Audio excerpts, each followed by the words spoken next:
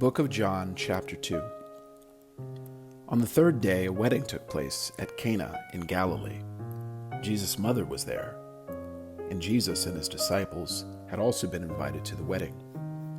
When the wine was gone, Jesus' mother said to him, "They have no more wine." "Woman, why do you involve me?"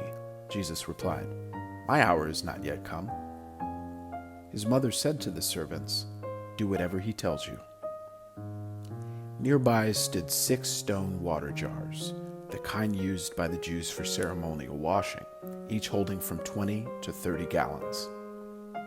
Jesus said to the servants, "Fill the jars with water."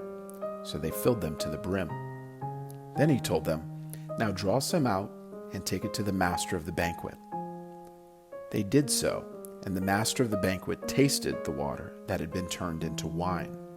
He did not realize where it had come from, though the servants who had drawn the water knew. Then he called the bridegroom aside and said, "Everyone brings out the choice wine first, and then the cheaper wine after the guests have had too much to drink. But you have saved the best till now." What Jesus did here in Cana of Galilee was the first of the signs through which he revealed his glory, and his disciples believed in him. After this, he went down to Capernaum with his mother and brothers and his disciples.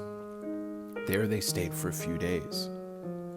When it was almost time for the Jewish Passover, Jesus went up to Jerusalem. In the temple courts, he found people selling cattle, sheep, and doves, and others sitting at tables exchanging money.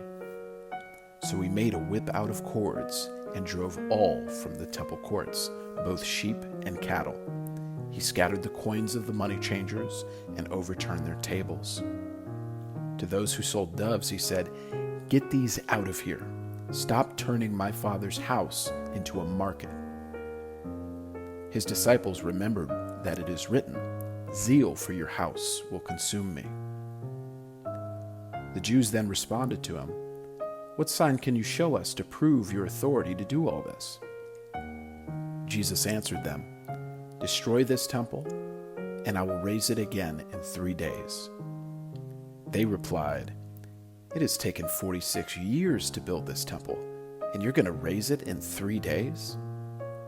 But the temple he had spoken of was his body. After he was raised from the dead, his disciples recalled what he had said. Then they believed the scripture and the words that Jesus had spoken. Now while he was in Jerusalem at the Passover festival, many people saw the signs he was performing and believed in his name.